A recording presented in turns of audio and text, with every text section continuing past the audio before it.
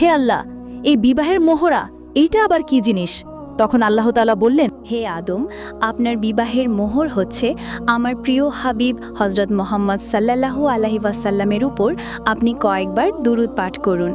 অতঃপর হজরত আদম আলাইহি ওয়াসাল্লাম রাসূলে পাক সাল্লাল্লাহু আলাইহি ওয়াসাল্লামের উপর কয়েকবার দুরূদ শরীফ পাঠ করলেন, আর এর মাধ্যমে আদম ও হাওয়া আলাইহিসসালামের বিবাহের কাজ সম্পূর্ণ হয়ে গেল। বিবাহের কাজ সম্পূর্ণ হওয়ার পর আল্লাহ তাআলা হজরত আদম ও হাওয়া আলাইহিসসালামকে পরম আনন্দের সাথে বেহেশতে বসবাসের সুযোগ করে দিলেন।